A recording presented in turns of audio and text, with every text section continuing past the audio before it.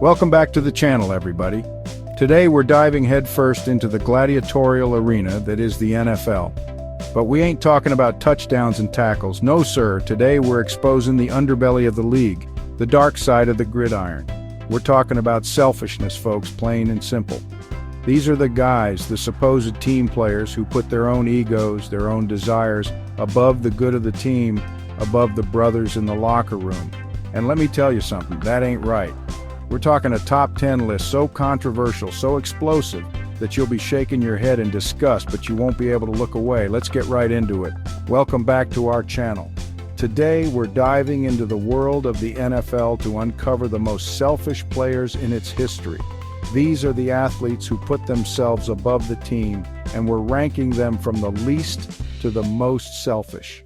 Let's get started. First up, we got Terrell Owens, aka 2, and let me tell you something, this man was a walking highlight reel. Catches you wouldn't believe, speed to burn.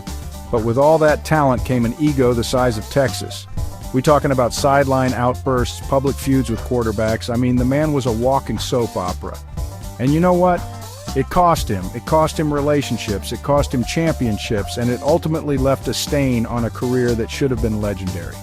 Don't get me wrong, 2 was phenomenal, but the selfishness, the me-first attitude, it always seemed to rear its ugly head at the worst possible time. Next up, we're talking about a guy who was once considered the best receiver in the game, Antonio Brown. This brother had it all: talent, work ethic, you name it. But somewhere along the line, it all went sideways. From freezing out on his team to forcing his way out of multiple cities, AB became synonymous with drama. We talking helmet issues, social media rants. The man was a walking PR nightmare. And you know what's sad? It didn't have to be this way.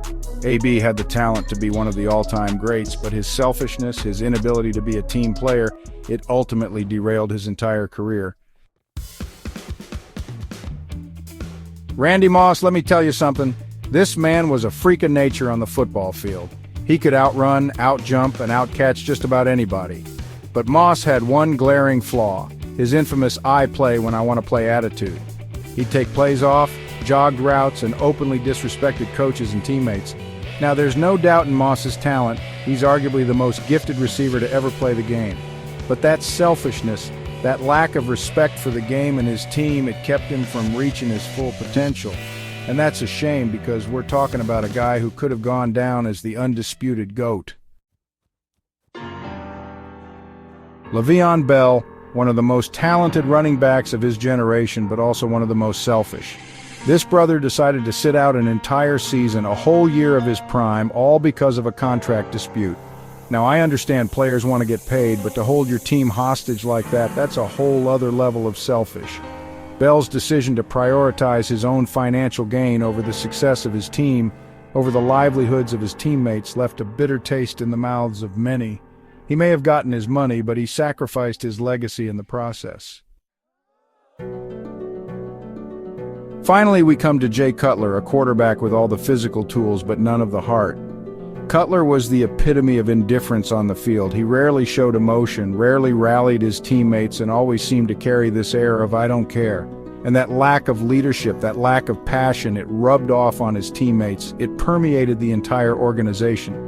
Cutler had the talent to be a franchise quarterback, but his selfishness, his inability to be the leader his team needed, it ultimately doomed him to a career of mediocrity. And there you have it, folks. 5 prime examples of how selfishness can derail even the most promising careers. These players may have possessed otherworldly talent, but their inability to put the team first, their constant need to be the center of attention, ultimately overshadowed their achievements on the field. And that's the real tragedy here. These guys could have been legends. They could have etched their names in the pantheon of NFL greats, but instead they'll be remembered as cautionary tales, proof positive that selfishness doesn't win championships. Do you agree with our list? Who did we miss? Let me know in the comment section down below, and as always, keep it real and keep it loud.